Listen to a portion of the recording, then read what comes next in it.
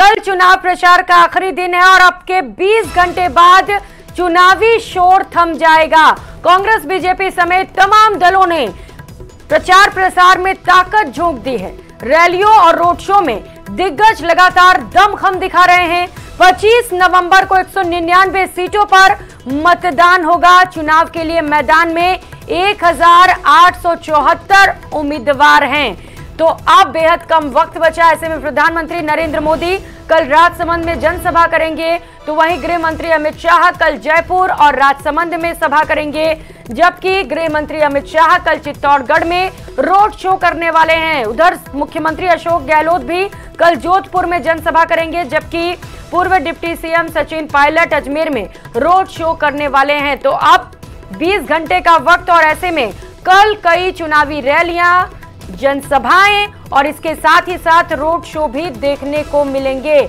तमाम जो दिग्गज हैं वो अपनी पूरी ताकत झोंकते हुए नजर आ रहे हैं। तो महासंग्राम 2023 से जुड़ी ये बड़ी खबर आपको बता रहे हैं। अब चुनावी प्रचार प्रसार का शोर थमने वाला है और 20 घंटे के बाद अब प्रचार प्रसार नहीं किए जा सकेंगे। ऐसे में कल कई रोड शो और जनसभाएं भी होने वाली हैं।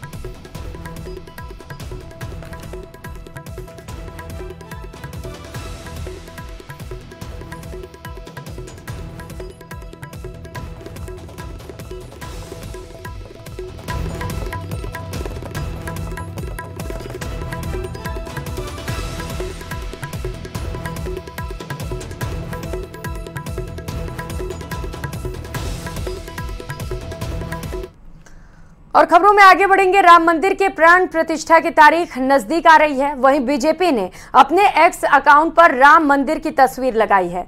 बीजेपी के एक्स अकाउंट में प्रधानमंत्री नरेंद्र मोदी, बीजेपी अध्यक्ष जेपी नड्डा की तस्वीर है और साथ ही साथ बैकग्राउंड में राम मंदिर की तस्वीर भी नजर आ रही है, जिसमें 22 जनवरी 2024 भी लिखा हुआ है।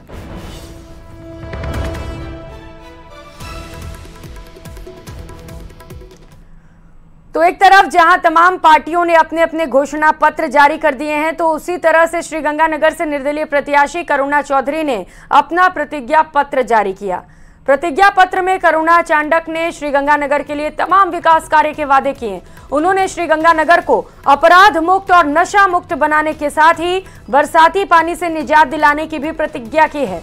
उन्होंने कहा, अगर जनता उन्हें विधानसभा भेजती है तो वे मतदाताओं के लिए बेहतर कानून व्यवस्था और भयमुक्त वातावरण बनाने की कोशिश करेंगे।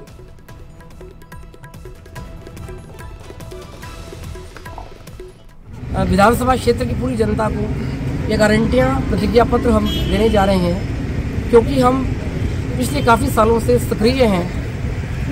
शहर की जो जनता है उनकी समस्याओं से, विधानसभा क्षेत्र की समस्याओं से, गांव की समस्याओं से, तो उन सबको सोच के ही हमने ये जो काम करने का जज्बा हमारे अंदर है उसको आज हम लॉन्च करने जा रहे हैं, ताकि यदि हमें।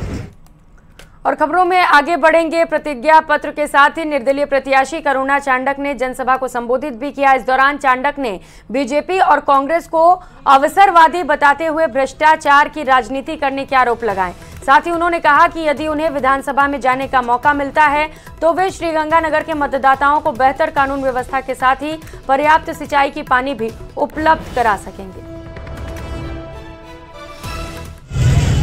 गलियों में सुअर घूमते थे, नालियों में कचरा पड़ा रहता था, रोड पर कोई बनने वाला नहीं था। आज पहाड़ों में जाके देख लो, सब जगह सीसी रोड है, घर घर कचरा लिया जाता है, हर रोज सड़क की सफाई होती है, हर रोज नाली की सफाई होती है, मृत्यु जन्म प्रमाण पत्र बना के देते हैं, वायुनामा बनवा के देते हैं, आपके पटे बनवा के देते हैं। आज तक हमने आपसे कोई मजदूरी का 1 रुपया नहीं लिया।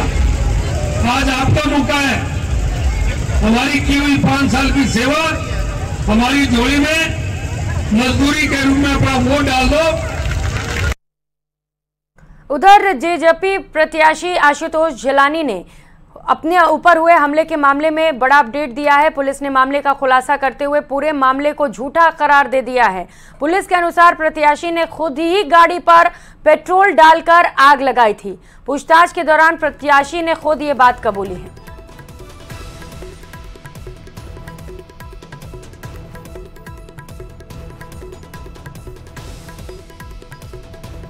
तो जेजेपी प्रत्याशी आशुतोष जिलानी पर हुए हमले के मामले से जुड़ी ये बड़ी खबर और अपडेट सामने आ रहा है, जहां पर पुलिस ने इस मामले पर खुलासा करते हुए बताया है कि ये पूरा मामला झूठा था।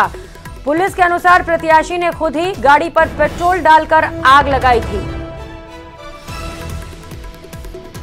क्योंकि प्रमाणिकता के संदर्भ में अनुसंधान किया गया तो ये खुलासा इनके स्वयं के द्वारा और बाकी अन्य जो इनके साथी थे उनके द्वारा ये किया गया कि ये सारी घटना हमारे द्वारा राजनीतिक उद्देश्य से, लाभ प्राप्त के उद्देश्य से। उधर भाजपा के पूर्व राष्ट्रीय महामंत्री और राज्यसभा सांसद अनिल जैन का बड़ा बयान सामने आया। विधानसभा चुनाव को देखते हुए जैन समाज में एक भ्रांति फैलाने की कोशिश की गई। उन्होंने कहा, राजस्थान में लंबे समय तक राजनीति करने वाले गुलाबचंद कटारिया सहित आज भी जैन समाज के 6 प्रत्याशी भाजपा की तरफ से मैदान में हैं। साथ ही कहा, पूरा जैन समाज भाजपा के साथ है। बताया, कुछ लोग निहित राजनीतिक स्वार्थ के लिए जैन समाज और पार्टी के बीच फूट डालना चाहते हैं। तो गुरुवार को देव उठनी एकादशी के साथ ही प्रदेश में एक बार फिर से शहनाइयां गूंजेंगी। ऐसा अनुमान है कि 23 नवंबर को प्रदेश में 60,000 से ज्यादा शादियां होंगी, जिसमें अकेले जयपुर में ही 20,000 शादियों के संपन्न होने का अनुमान है।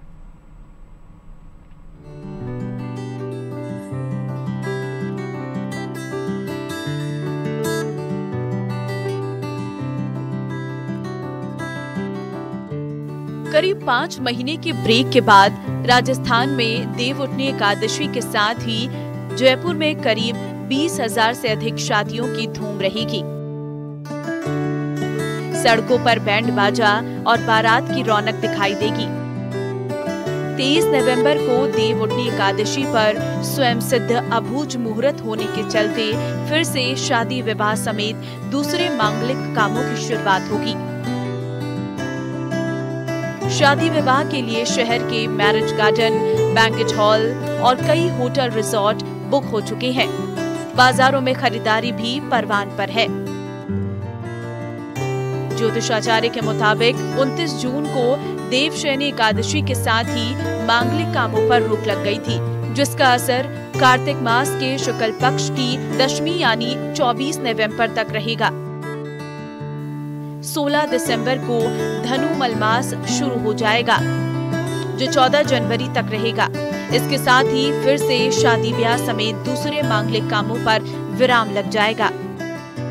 कार्तिक मास में शुक्ल पक्ष को आने वाली एकादशी को देवबोधिनी, देव प्रबोधिनी, देवोत्थापन एकादशी कहा जाता है। जब आषाढ़ शुक्ल एकादशी को हम लोग देवशयनी या हरिशयनी एकादशी मनाते हैं, तब यह मान्यता है कि चातुर्मास्य व्रतारंभ होता है। इस चातुर्मास्य व्रतारंभ के अंदर किसी भी प्रकार के वे संस्कार कृत्य नहीं किए जाते जिन्हें हमारे यहाँ मांगलिक कृत्य कहा जाता है। जैसे विवाह संस्कार नहीं करते लोग या अन्यान्य चूड़ाकरणादि संस्कार नहीं करते हैं, वे सारे संस्कार अब प्रारंभ हो जाएंगे। बहरहाल चुनावी मौसम में राजस्थान में होने वाली ये शादियां बेहद खास हैं, क्योंकि इन शादियों के चलते ही 23 नवंबर को होने वाले मतदान को 25 नवंबर किया गया था। बहरहाल प्रदेश में कल जहां शादियों की बहार रहेगी, वहीं 25 नवंबर को मतदान की। जयपुर से महिमा जैन की रिपोर्ट। तो प्रदेश में 2 दिन बाद मतदान होना है। ऐसे में कल यानी कि गुरुवार को चुनाव प्रचार खत्म हो जाएगा, लेकिन उससे पहले बीजेपी ने जनता के बीच पहुंचने में अपनी पूरी ताकत झोंक दी है। यही वजह है कि आज प्रधानमंत्री नरेंद्र मोदी के अलावा केंद्रीय मंत्री और 2 राज्यों के मुख्यमंत्री भी प्रचार प्रसार करते दिखे। इस रिपोर्ट में देखिए।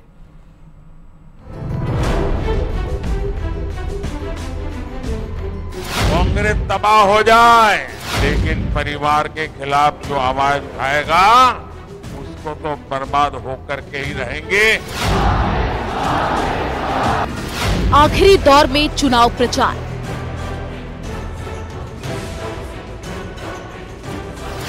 चुनावी मैदान में दिग्गजों की बात। मोदी की गारंटी इनके हर झूठे वायदों पर भारी है। खुद को बेहतर साबित करने की होड़।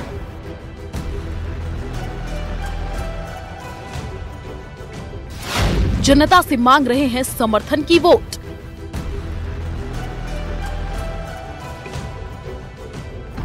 प्रदेश में मतदान की उल्टी गिनती शुरू हो चुकी है। प्रचार के इस आखिरी दौर में दिग्गजों की कोशिश है कि जितना हो सके जनता के बीच पहुंचे। चुनाव प्रचार के लिए 24 घंटे से कम का वक्त बचा है। ऐसे में बीजेपी के केंद्रीय मंत्रियों से लेकर मुख्यमंत्री तक जनता से मतदान की अपील कर रहे हैं। सबसे पहले बात प्रधानमंत्री नरेंद्र मोदी की, जिन्होंने डूंगरपुर और भीलवाड़ा में जनसभा की। डूंगरपुर के सागवाड़ा से जनसभा की शुरुआत की और इसके बाद पीएम मोदी भीलवाड़ा के कोटड़ी में पहुंचे। उन्होंने एक तरफ जनता से बीजेपी को वोट देने की अपील की तो दूसरी तरफ विरोधियों पर हमला बोला। लाल डायरी उसी को लेकर के क्यों न घूमती फिरे, मोदी की गारंटी इनके हर झूठे वायदों पर भारी है। गरीब कल्याण, जन कल्याण को लेकर कांग्रेस से उम्मीद खत्म होती है, वहां से मोदी की गारंटी शुरू होती है। आज जो लॉकरों से सोने की ईंटें निकल रही हैं, काले कारनामों की लाल डायरी, ये लाल डायरी के जो पन्ने खुल रहे हैं ना,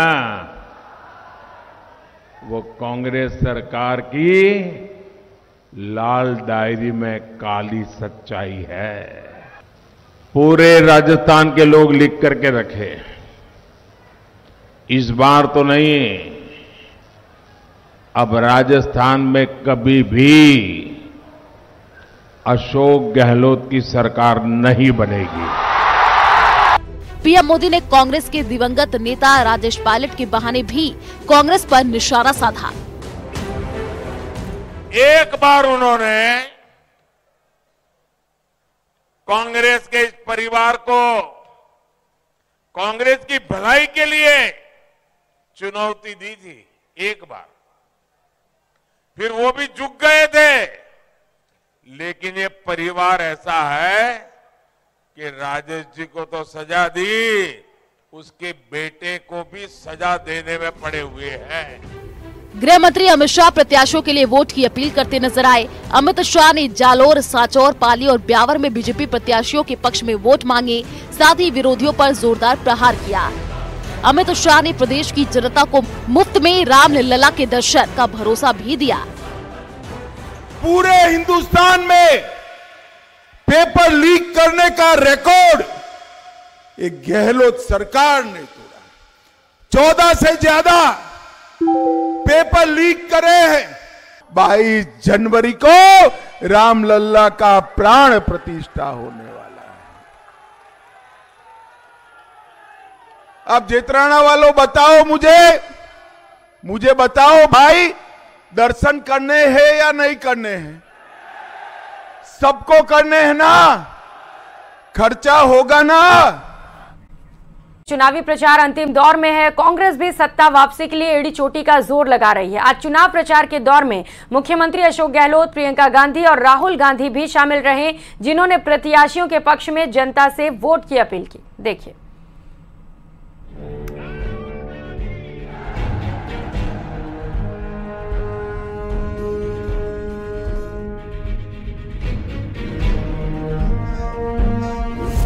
मतदान की तारीख के साथ चुनाव प्रचार के लिए बेहद कम वक्त बचा है। ऐसे में कांग्रेस पूरी मुस्तैदी के साथ जनता के बीच पहुंच रही है और मतदान की अपील कर रही है। इसी कड़ी में सबसे पहले बात करते हैं सीएम अशोक गहलोत की, जो इन चुनावों में जनता के बीच 7 गारंटियों के साथ पहुंचे हैं। सीएम अशोक गहलोत ने प्रचार के आखिरी दौर में जोधपुर, टोंक और पाली में जनसभाएं की, जिसमें उन्होंने अपनी 7 गारंटियों का जिक्र किया है। तो सरकार ने गारंटी दी आपको, लाखों बच्चों को सरकार उनको टैबलेट, लैपटॉप दिलाएगी, ये हमने वादा किया है। इस प्रकार से हमने, और लास्ट गारंटी है ओपीएस की। ओपीएस जो है लागू कर दिया हमने, पूरे देश में चर्चा चल रही है आज। हमारी स्कीमों की चर्चा पूरे मुल्क में है। आज राजस्थान पूरे देश के अंदर चर्चा में आ गया, हमारी स्कीमों से आ गया, हमारे फैसलों से आ गया, हमारे कानून पास करने से आ गया। ये स्थिति बन गई है। राहुल गांधी के साथ प्रियंका गांधी भी राजस्थान के सियासी संग्राम में चुनाव प्रचार करती दिखी।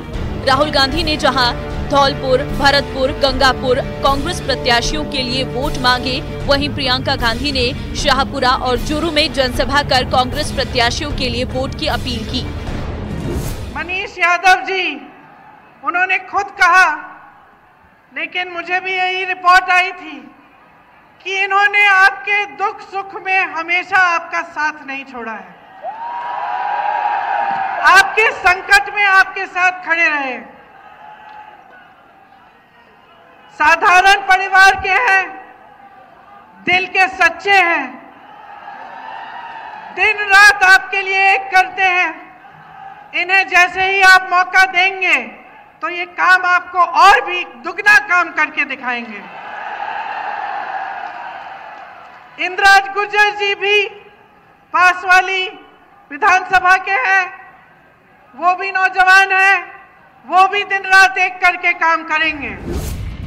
चुनावी शोर थमने वाला है, ऐसे में गुरुवार को भी नेता इसी तरह ताबड़तोड़ प्रचार करते नजर आएंगे। लेकिन गुरुवार के बाद इंतजार होगा 25 नवंबर को, जब सूबे की जनता मतदान की ताकत के दम पर उम्मीदवारों की किस्मत का फैसला करेगी। Bureau report, news 18।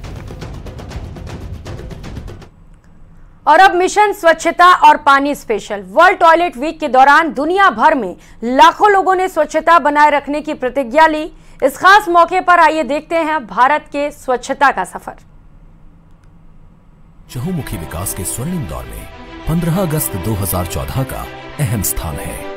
इसी ऐतिहासिक दिन में माननीय प्रधानमंत्री जी ने लाल किले की प्राचीर से स्वच्छता को आम आदमी की जीवन शैली में प्रमुखता से अपनाने का आह्वान किया। क्या हमारा देश स्वच्छ नहीं हो सकता है? अगर 125 करोड़ देशवासी तय कर लें कि मैं कभी गंदगी नहीं करूंगा, तो दुनिया की कौन सी ताकत है जो हमारे शहर गांव को आकर के गंदा कर सके? डिग्निटी ऑफ विमेन, क्या ये हम सबका दायित्व नहीं है? क्या हमारी मां बहनों को इज्जत के लिए हम कम से कम शौचालय का प्रबंध नहीं कर सकते?